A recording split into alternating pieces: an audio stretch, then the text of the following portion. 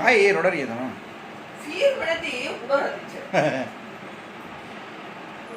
வணக்கம் வணக்கம் ஃப்ரெண்ட்ஸ், எல்லாம் எப்படி இருக்கீங்க? நல்லா இருக்கீங்களா? டீ காஃபி சாப்பிட்டீங்களா? பிசாட் பட்டுட்டியே கலட்டா நல்லா இருக்கீங்களா? டீ காஃபி சாப்பிட்டீங்களா? இப்போ நல்லா வேலையை முடிச்சு தம்பியை குளிப்பாட்டி டிஃபனும் சாப்பிட்டேன். மாவு கொஞ்சம் இருந்துச்சு. மாவு நேற்று காலைல வச்ச கார சட்னி, முந்தானச்சு வச்ச மூலிகை சட்னி எல்லாம் இருந்துச்சு. கொஞ்சம் தொட்டு காலி பண்ணியாச்சு. என் பேரன் எதிர்க்கு எல்லாம் பண்ணி சிரிக்கிறான் நான் பார்த்து. ஓய் சரி ஓகே, வெளியே பேசாமல் ஊட்ட போகிறாங்க குழந்தைக்கு. பாய் காத்துக்கா.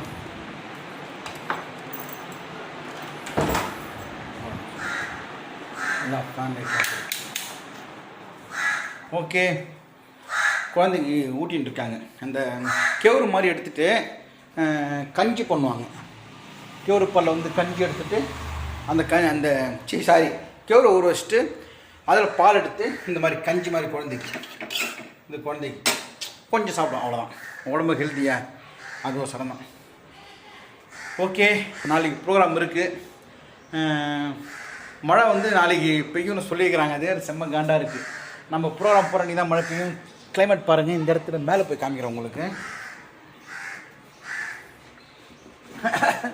இந்த இடத்துல இருங்க, மேலே போயிட்டு காமிக்கிறேன் உங்களுக்கு. கிளைமேட் சூப்பராக இருக்குது மேலே. சோப்பா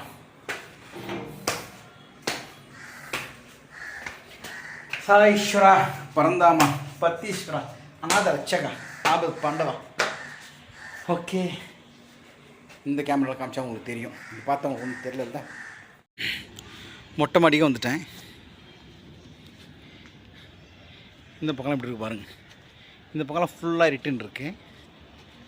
அங்கங்கே மழை பெஞ்சின்னு இந்த பக்கம் நான் இருக்கிற பக்கம் பாருங்கள், ஹில்ஸ் சுரீன்னு அடிக்குது. மேகமூட்டமாக தான் இருக்குது. நாளைக்கு 40% மழை பெய்யும்னு போட்டிருக்காங்க சென்னையில். பார்க்கலாம். எங்கள் வீட்டு மொட்டை மாடியில் ஒரு பெரிய வேப்ப மரம். இந்த வேப்ப மரம் காற்று தான் எங்கள் அப்பா பல நாள் உருட வச்சுருந்ததுக்கு காரணம். இது கீழே வரைக்கும் இருக்கும். இந்த காற்று வந்து இந்த பக்கம் எங்கள் அப்பா இந்த ரூம் லாஸ்ட்டில் இருக்கும். காற்று வந்துனே இருக்கும். எவ்வளோ பெரிய மரம் பாருங்கள். நல்ல காற்று வரும், அருமையாக வந்துனே இருக்கும் காற்று. நான் என்ன டிக்டாக் பண்ணுறேன், இல்லாட்டி எதுனா ரீல்ஸ் பண்ணுறது, இல்லாட்டி ஷார்ட்ஸ் போடுறதுனா இந்த இடத்துல கேமரா வச்சுட்டு டேங்கை வச்சுட்டு பண்ணுவேன். ஓகே, பார்த்தா ஏர்போர்ட் கிளியராக தெரியும். ஏர்ப்ளேன் போகிறது வர்றதெல்லாம் இங்கே கிட்ட தான். எங்களுக்கு இங்கேருந்து ஒரு 4 கிலோமீட்டர் தான் மீனம்பாக்கம் ஏர்போர்ட். ஓகே,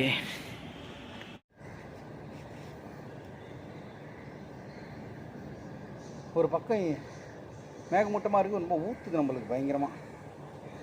ஓகே, இப்போ கடைக்கு போகலான்ட்டு இருக்கேன். சப்போட்டா கேட்டாங்க குழந்தைக்கு. சப்போட்டா வாங்கிக்கினேன். வீட்டில் இன்றைக்கி என்னமோ பண்ணுறேன்னாங்க, கீரை என்னமோ பண்ணுறேன்னாங்க. நம்மளுக்கு அதெல்லாம் செட் ஆகாது. நீங்கள் வேணால் கீரை சாப்பிடுங்க. ஒரு 50 ரூபா சிக்கன் வந்து ஒரு 50 ரூபா 1/4 கிலோ 50 ரூபா 60 ரூபா இருக்கும். இப்போ கண்ணு பூசுது. சிக்கன் வாங்கி வந்துட்டு அப்பா நிற்க முடியல அந்த பக்கம். சிக்கன் வாங்கி வந்துட்டு குழம்பு மாதிரி ஒன்று போட்டு நான் சாப்பிட்றேன்னு சொல்லிட்டேன். ஓகேன்ட்டாங்க. இப்போ கடைக்கு போய்ட்டு சிக்கன் ஒரு 1/4 கிலோ எவ்வளோன்னு தெரியல, 50 ரூபா 60 ரூபா இருக்கும். அதை வாங்கி வந்துட்டு ஒரு குழம்பு. அந்த குழம்பு எப்படின்னா நல்லா பார்த்துங்க. பேச்சுலர் இருக்கணும் சரி. இப்போது டக்குன்னு பண்ணோம். ஒரு 50 ரூபா போய் சிக்கன் வாங்கி வந்தீங்களா, 2 வெங்காயம் 2 தக்காளி 2 ஸ்பூன் நம்ம வீட்டு குழம்பு தூள் குக்கரில் போட்டு ஒரு 5 விசில் இல்லாட்டி 6 விசில், மட்டனாக இருந்தால் 15 விசில் வர வச்சுட்டு சாப்பிட்ருங்க. சூப்பராக இருக்கும். எந்த ஒரு சொட்டு எண்ணெய் இல்லாமல் ஒரு குழம்பு சூப்பராக இருக்கும். சாப்பாட்டுக்கு நல்லாயிருக்கும், இட்லி தோசைக்கு சூப்பராக இருக்கும். அதான் கிளம்பிட்டேன். வாங்க போகலாம். ரீல்ஸ் பண்ணலான்னு பார்த்தா ஊற்றுது நம்மளுக்கு. இங்கே நிற்க முடியல. கீழே போகலாம். நம்ம வீட்டு இன்றைக்கி கத்திரிக்காய், அப்புறம் பீன்ஸு, தக்காளி, வெங்காயம் இதெல்லாம் போட்டு என்ன பண்ண போகிறாங்கன்னு தெரியல. என்னது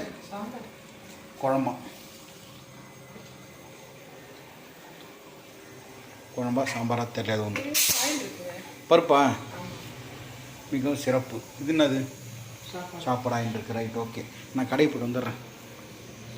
எனக்கு மட்டும் ஒரு 50 ரூபா சிக்கன் வாங்கி தரேன்னா.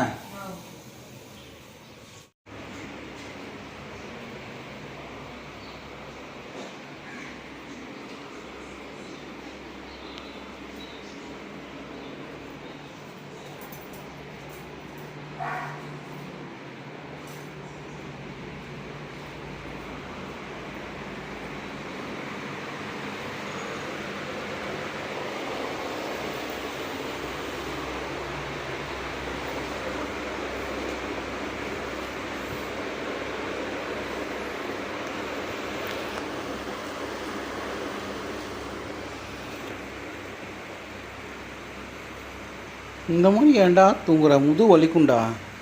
பிளாட்டாக தூங்குறான் பாருங்க. டிஃபன் சாப்பிட்டான், சாப்பிட்டு எப்படி தூங்குறான் பாருங்க. என்ன பாரு, தூக்கம் வந்துச்சுன்னா தலகாணி போட்டு நீட்டாக தூங்கு. மேஜை எதுக்கு எழுதுறதுன்னு வச்சுருக்கேன். தூக்கம் வந்தால் ஒழுங்காக தூங்கு. இந்த மாதிரி தூங்க வச்சுக்கேன், ஸ்பைனல் கார்டு இறக்கணும், ப்ராப்ளம் உனக்கு. இந்த மாதிரி இப்படி கை வச்சு தூங்கு. பின்னாடி போ, டேபிளில் கை வச்சுக்க, கை வச்சுன்னு தூங்கு. தூக்கம் வச்சா டேபிளில் கை வச்சுருந்தோம். இந்த மாதிரி பிளாட்டாக தூங்காத. நான் வைக்கிறேன், தட்டை வைக்கிறேன் நான். நீ எப்படி தூங்கணும்? தூங்கி காமி, அதில் கை வை.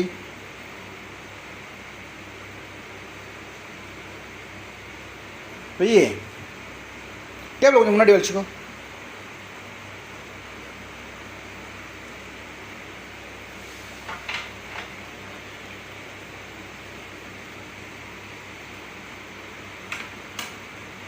டேபிள் கொஞ்சம் முன்னாடி வலி. அவன் எழுதணும் படிப்பான். எப்போ தூங்குவான்? தூங்கிட்ட, நான் ஒன்றும் சொல்ல. ஃப்ளாட்டாக தூங்கினா பரவாயில்ல. இந்த மாதிரி பெண்டாக தூங்குறப்ப என்ன ஆகும்? ஏற்கனவே ஸ்பைனல் கார்டில் ப்ராப்ளம் ஆகுது.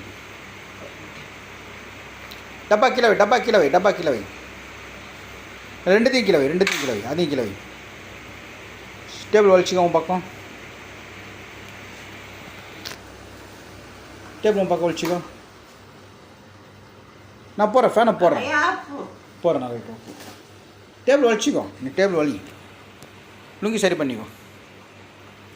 நான் தூங்க சொல்லி கொடுக்குறேன். இந்த பக்கம் வச்சு டேபிள். என்ன பாரு, டேபிள் இந்த பக்கம் வச்சுக்கோ. இப்படி வலிச்சிக்கோ டேபிளில் கொஞ்சம். அப்படி சைட்லேயே வலி, முன்னாடி வலிக்காத. எவனவனோ எழுதியதை எழுத்து கூட்டி படிச்சு புட்டு. வலிச்சிக்கோ, கொஞ்சம் வலிச்சிக்கோ. ஆட நீ படிக்க வேண்டி. நீ படுத்து காமி, நான் போகிறேன். நான் கடைக்கு தான் போகிறேன். எப்படி படுப்பேன்? குட். டேபிள் வலிச்சிக்கோ, நல்லா வலிச்சிக்கோ. இப்போ தூங்கு.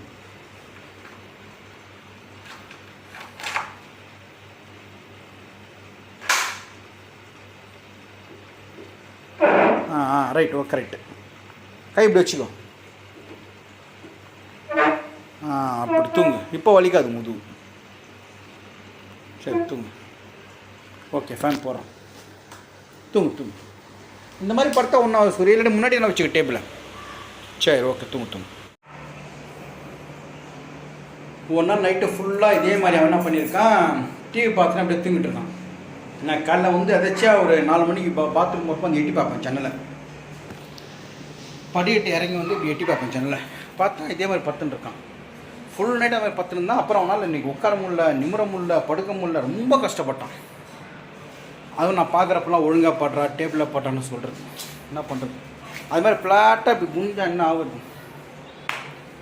என்ன பண்ணுறதுன்னு தெரியலைங்க நம்மளுக்கு. சில சமயம் கஷ்டமாக இருக்குது.